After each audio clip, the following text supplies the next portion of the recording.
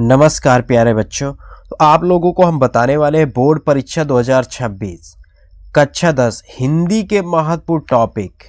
तो पहला आप देखेंगे जीवन परिचय। जीवन परिचय में लेखक और कवि दोनों पूछता है एग्जाम में, तो आप किसको करेंगे? तो हम यहाँ आपको इम्पोर्टेंट बता दे रहे हैं। पहला आप याद रखेंगे जयशंकर प्रसाद। जयशंकर प्रसाद का जीवन परिचय याद रखेंगे, जयशंकर। तो यहाँ लेखक में पहला है जयशंकर प्रसाद। इसी तरीके से कवि में लिख लेंगे तुलसीदास। तुलसीदास तुलसीदास का जीवन परिचय याद कर लेंगे। लेखक में जयशंकर प्रसाद और कवि में तुलसीदास। और दूसरा आप याद कर लेंगे रामचंद्र शुक्ल। आचार्य रामचंद्र शुक्ल का याद कर लेंगे।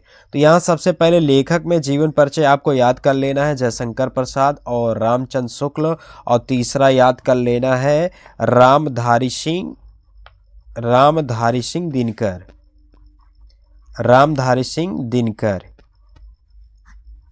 इससे बाहर बिल्कुल भी नहीं जाएगा जीवन परिचय। लेखक में इससे बाहर नहीं जाएगा। जयशंकर प्रसाद याद कर लीजिए, रामचंद्र शुक्ल और रामधारी सिंह दिनकर।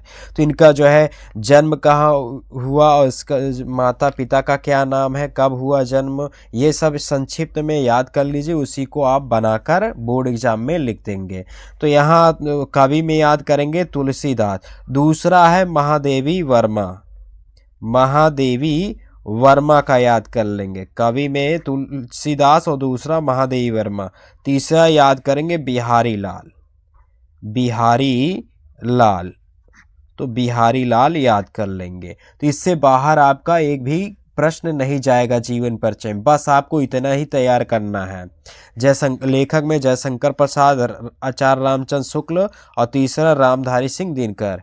और कवि में याद कर लेना है तुलसीदास, दूसरा है महादेवी वर्मा, तीसरा बिहारी लाल याद कर लेना है। अब आते हैं आप निबंध। निबंध में आपको कौन कौन से निबंध तैयार करके जाना है एग्जाम में। तो सबसे पहला आपका है विज्ञान। विज्ञान वरदान। वरदान या अभिशाप। अभिशाप। तो विज्ञान वरदान या अभिशाप। दूसरा याद कर लेंगे बेरोजगारी की समस्या। बेरोजगारी की समस्या। बेरोजगारी की समस्या। तो पहला याद कर लेंगे विज्ञान वरदान या अभिशाप पर निबंध याद कर लेंगे। तो इसमें याद दोस्तों नहीं करना है, आपको मेन हेडिंग और बाकी बनाकर अच्छे से लिख देना है। और दूसरा है बेरोजगारी की समस्या। और तीसरा प्रदूषण की समस्या। प्रदूषण की समस्या। तीसरा प्रदूषण की समस्या। चौथा याद कर लेंगे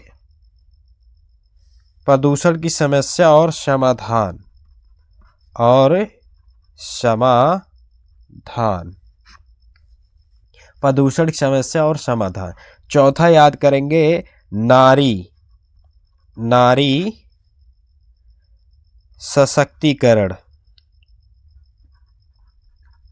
नारी सशक्तिकरण। नारी सशक्तिकरण ये कर लेंगे। और पांचवा है इम्पोर्टेंट विद्यार्थी। विद्यार्थी जीवन।